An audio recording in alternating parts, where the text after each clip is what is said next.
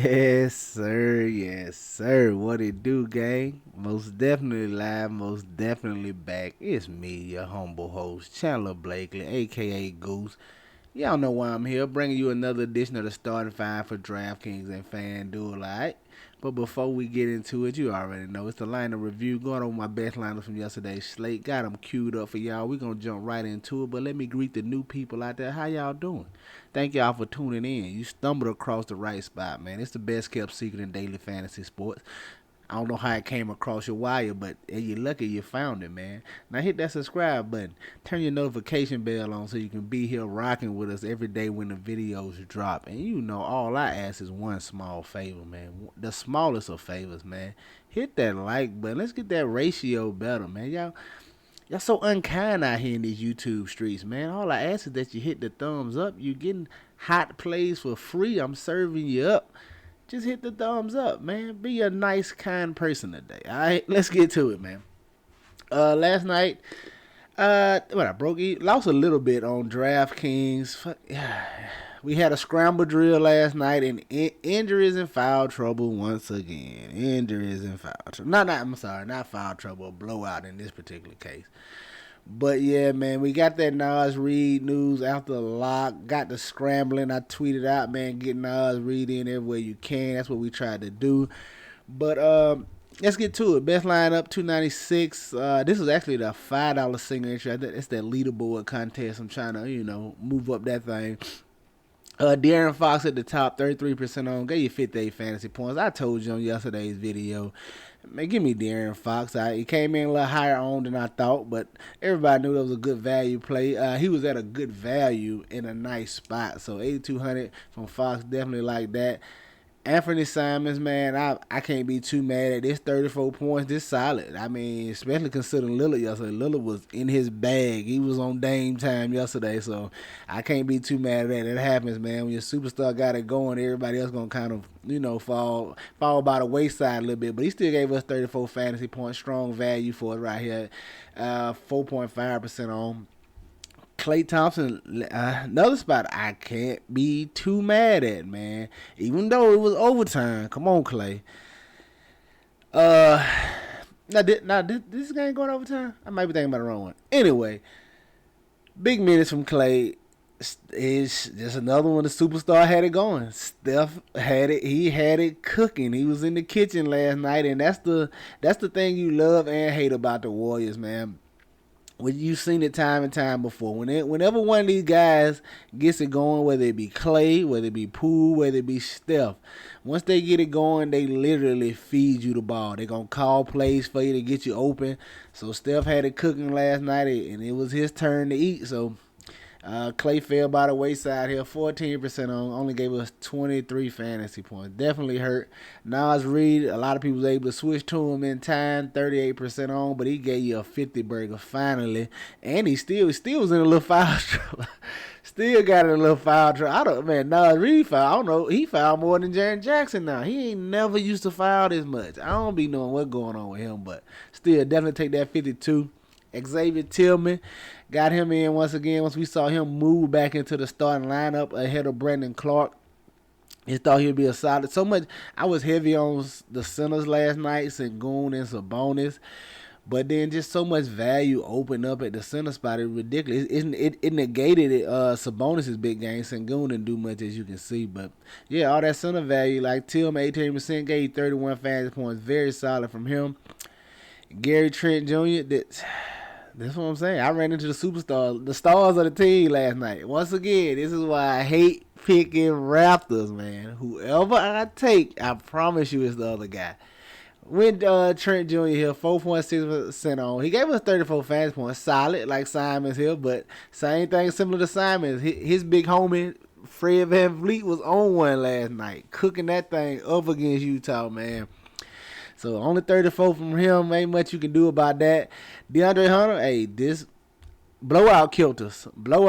Solid value play. He played 25 minutes, gave 25 fantasy points. I mean, if the game is closer and he get his normal 34, 35 minutes, you know what you possibly looking at here. Not gonna guarantee he would get it, but He was right at a fantasy point a minute last night, so he definitely gives you a better game than this. He only played 25 minutes, like I said, 25 fantasy points. We'll take that 3% on. A sneaky value play I was on last night didn't work out for me.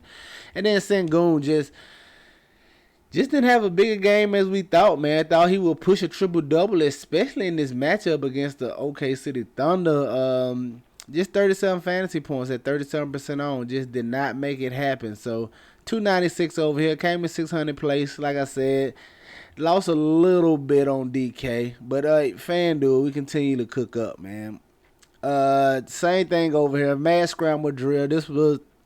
Had to switch it up. I actually got Nas Reed in here. So if you was able to switch to Nas Reed on FanDuel, it actually worked out in your favor. I thought Nas Reed would come in at a lot lower ownership than this on FanDuel because I think the Rockets game and everything had locked when this news came out, I believe. So I figure a lot of people went like Sengun and some of those, maybe a couple of those earlier centers, maybe somebody went back to Clax and things like that. So I didn't think Nas Reed would be this high on FanDuel, but everybody apparently wasn't on Sengun like I thought and got him out of there. He came in at 40% on over here. Gave us 50 fantasy points, though. But to the top, man, Simons again, just broke it down. De'Aaron Fox, very solid night for him. Malcolm Brogdon, he just never got in the game and had to get involved for real. They destroyed this Nets team. Blowout definitely hurt us.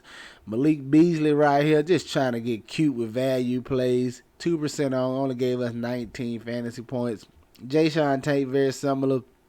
We know his minutes was going to be limited, but we needed value. As you can see, I was stuffing guys in here, man. Anthony Edwards at 44th. Fantasy points for the 25% on, and that nice game against Golden State. If you tell me Minnesota won this game, I'd have thought Edwards had a much bigger game than this, but still solid. Didn't kill you right here. Sabonis just got to it, man. Sabonis and Fox were my cornerstone plays last night. Like the highest total game on the slate. And you know me, what happened if San Antonio can keep it competitive? I didn't think they could win because they're not trying to win for real. But what does the game look like if it's competitive? So we had Fox and Sabonis. We ran it back with Socon, and that what hurt us, man. He got hurt, back injury or whatever. I don't know if it was spasms, whatever the case may be. But those things happen, guys. Sometimes you just get unlucky and get injured, man. I mean, shout out to my guy with Jermaine. I think he had both of the Spurs players that got injured. So sometimes you just get unlucky. There's nothing you can do about that, but take that one on the chin and come back tonight, man. We're gonna get back to him tonight. Let's finish out and get to today, man. Rounding out Robert Williams at the bottom. And Nas Reed once again. Let's get to today's slate. Got a nice one here on this Thursday, all right? At the top, I want to look at Terry Rozier, 7,300 going against the Chicago Bulls. I like this game environment right here.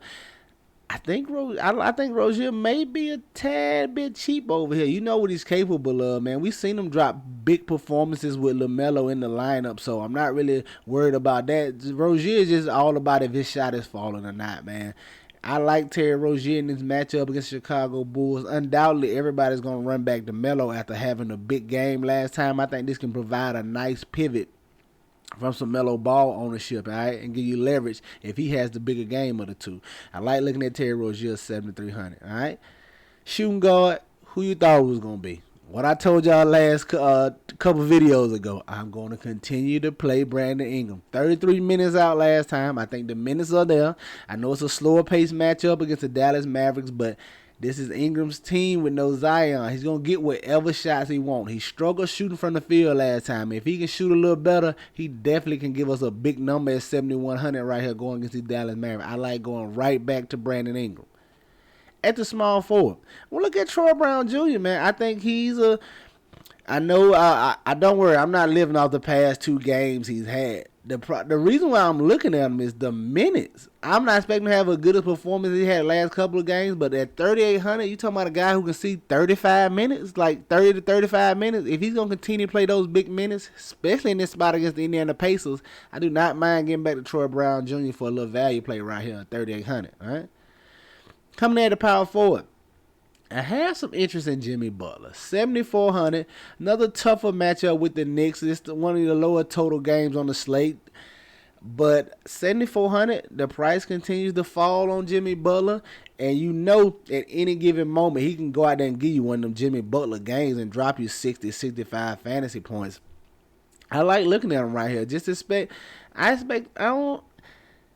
It's iffy, like I said. This is a little risky play, but you know, because Jimmy Butler, he easily can take the back seat. Whenever Bam and Hero got it going, Jimmy Butler just play defense and facilitate, do whatever they need to do. But hopefully in this game, he's always good in spots that when he sees the team needs him scoring, he knows when to turn it on and he's able to take it over. So I'm hoping in this spot it can call for him, especially in the Garden. I hope he comes out super aggressive early. I like looking at Jimmy Butler right here, 7,400. A little risky, but I don't mind getting to him. Then at the center spot, man, I rarely ever give y'all pay up options on these videos. Y'all know that, but Jokic at 11-3. I mean, I know everybody want to go to Luka, and Luka been cooking, but I don't know what's up with this price. Joker is a whole $1,000 cheaper than Luka. $600 cheaper than Giannis. Sign me up. Going against the Golden State Warriors, who can't do nothing with them down there, man. What are they? They may start Looney for my GPPers out there. They may start Looney versus starting Draymond at something like they have been. So, and it's the second night of a back-to-back. The Warriors could sit anybody, so this play could get risky. We definitely gonna have to tune in for that news. But if everybody's a full go for the Warriors, I don't know how they stop Jokic down there. He should destroy. He should absolutely destroy. Like I said, I expect Looney maybe to probably start. They probably won't put Draymond on him right away, try to avoid foul trouble. But if they do, Looney can play either way because Draymond could get in foul. If they don't start Looney and start Draymond can get in foul trouble easily guarding Jokic. So Looney still can play for your GPPers out there. But give me Jokic, man, 11-3. I think this price is too cheap, and Golden State cannot stop him down there. They don't have a way to slow him up. It don't matter that they go small. Take that out your head because Jokic ain't coming off the court. I don't care what they doing over there. Give me Joker at 11-3, man. I expect him to just dominate this Warriors team down low, all right? There you have it, your starting five for DraftKings. Terry Rozier, Brandon Ingram, Troy Brown Jr., Jimmy Butler, and Nikola Jokic. Let's look at FanDuel and see what I'm feeling over there. At the top, now, hey, I'm still going to look at Melo Ball. 8,700. They is sleep at the wheel over here on FanDuel. They going to let me build Monsters line. I don't know what's going on with this pricing over here. But somebody sleep at the wheel. They going to let me build monsters over here. I'm telling you. Give me LaMelo Ball, 8,700. Know he's going to be chalky once again. Like I said, I like the price tag way better over here versus on DraftKings. I don't mind getting to him right here at 8,700. You know what he's capable of. Real triple-double upside. Nice matchup against the Bulls. Speaking of the Bulls, I'm going to give a little mini game stack right here and go with the run back. Zach LaVine, 7,400. Sign me up. Yes, please. In this matchup, let's go. Let's get it cooking, Zach LaVine. I don't mind. You know he's mainly scoring. But when he gets to scoring, he's definitely going to fill it up. You talking about a guy can give you 30, 40 real life points in this spot. Give me Zach LaVine. I expect this pace to get up and down here, man. You know, with Melo pushing that tempo. Give me Zach LaVine. At the small forward, yes, Brandon Ingram. I'm telling you, you're going to see Brandon Ingram on every video until he goes off or his price gets too high and I don't want to pay for him. But give me Brandon Ingram 7,200, man. The minutes of that, I'm expecting him to have a big one. He's going to hit his groove here in a second. He's going to have a big one and crush this 7,200 price tag, and I'm going to be right there with him, all right? Coming in at power forward, I think you can definitely look at Xavier Tillman on both sides. Hopefully he's still in the starting lineup. Maybe they go back to Clark. Who knows? We'll see. But you definitely going to need that news. But if he's in the starting lineup, I think you can definitely go back to him. Slower pace game here against these Cleveland Cavaliers. But Tillman, he just does a little bit of everything. He's not going to really score the ball. He's not really looking to score. But rebounds, a few assists, maybe a steal or a block. He just looks to help out where he can. I don't mind getting to him at 4,700. And at the center, he the thumbnail, man. I'm staying with the Joker. $300 more expensive over here. Now, on FanDuel, if you want to go Luka, I don't blame you because their prices are a little close over here. As you can see the pay-up options. He's only $300 cheaper than Giannis and $600 cheaper than Luka. So, not as vast different over here as it is on DraftKings. So, I'm okay if you want to just switch from him and go to Luka. Luka's still a great play as well. But give me Jokic. I expect him to dominate down low against the Golden State Warriors, all right? There you have it, your starting five for FanDuel. Nikola Jokic, Xavier Tillman, Brandon Ingram, Zach LaVine, and LaMelo Ball. Get you some exposure to these guys. Give me your player pools. They most definitely in mind. That's going to do it for us here today, man. Y'all know the motto. Chances make champions. Y'all green up. I'll catch y'all tomorrow, all right? Let's get it.